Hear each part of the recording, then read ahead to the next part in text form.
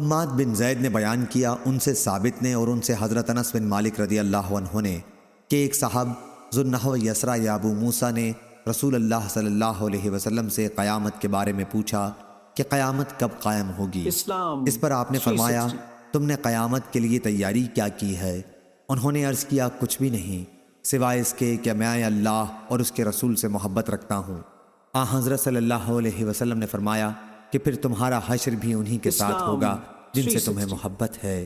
حضرت انس رضی اللہ عنہ نے بیان کیا کہ ہمیں کبھی اتنی خوشی کسی بات سے بھی نہیں ہوئی جتنی آپ کی یہ حدیث سن کر ہوئی کہ تمہارا حشر انہی کے ساتھ ہوگا جن سے تمہیں محبت ہے۔ حضرت انس رضی اللہ عنہ نے کہا کہ میں بھی رسول اللہ صلی اللہ علیہ وسلم سے اور حضرت ابو بکر عمر رضی اللہ عنہ سے محبت رکھتا ہوں، اور ان سے اپنی اس محبت کی وجہ سے امید رکھتا ہوں کہ میرا حشر انہی کے ساتھ ہوگا، اگرچہ میں ان جیسے عمل نہ کر سکا۔ صحیح بخاری حدیث نمبر 3688۔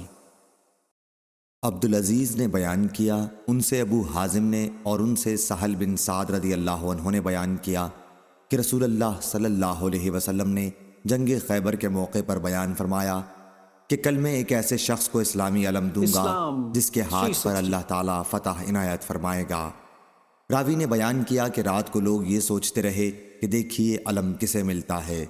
جب صبح ہوئی تو حضرت صلی اللہ علیہ وسلم کی خدمت میں سب حضرات جو سرکردہ تھے حاضر ہوئے۔ سب کو امید تھی کہ علم انہیں ہی ملے گا، لیکن حضور اکرم صلی اللہ علیہ وسلم نے دریافت فرمایا، علی بن ابی طالب کہاں ہیں؟ لوگوں نے بتایا کہ ان کی آنکھوں میں درد ہے۔ حضور صلی اللہ علیہ وسلم نے فرمایا کہ پھر ان کے یہاں کسی کو بھیج کر بلوا لو۔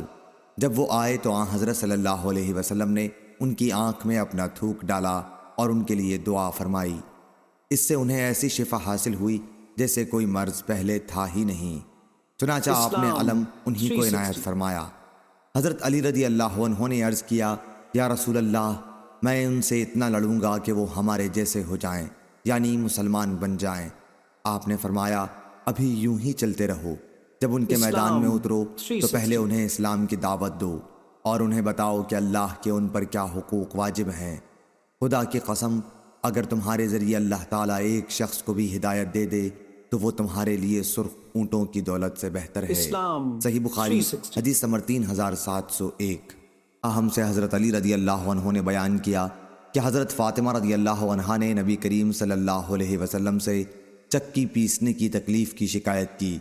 اس کے بعد حضرت صلی اللہ علیہ وسلم کے پاس کچھ قیدی آئے تو حضرت فاطمہ رضی اللہ عنہا آپ کے پاس آئیں، لیکن آپ موجود نہیں تھے۔ حضرت عائشہ رضی اللہ عنہا سے ان کی ملاقات ہو سکی تو ان سے اس کے بارے میں انہوں نے بات کی۔ جب حضور اکرم صلی اللہ علیہ وسلم تشریف لائے تو حضرت عائشہ رضی اللہ عنہا نے آپ کو حضرت فاطمہ رضی اللہ عنہا کے آنے کی اطلاع دی۔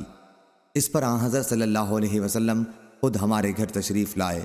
اس وقت ہم اپنے بستروں پر لیٹ چکے تھے۔ میں نے چاہا کہ کھڑا ہو جاؤں، لیکن آپ نے فرمایا کہ یوں ہی لیٹے رہو۔ اس کے بعد آپ ہم دونوں کے درمیان بیٹھ گئے اور میں نے آپ کے قدموں کی ٹھنڈک اپنے سینے میں محسوس کی۔ پھر آپ نے فرمایا کہ تم لوگوں نے مجھ سے جو طلب کیا ہے، کیا میں تمہیں اس سے اچھی بات نہ بتاؤں؟ جب تم سونے کے لیے بستر پر لیٹو تو 34 مرتبہ اللہ اکبر، 33 مرتبہ سبحان اللہ اور 33 مرتبہ الحمدللہ پڑھ لیا کرو۔ یہ عمل تمہارے لیے کسی خادم سے بہتر ہے۔ صحیح بخاری حدیث نمبر 3705۔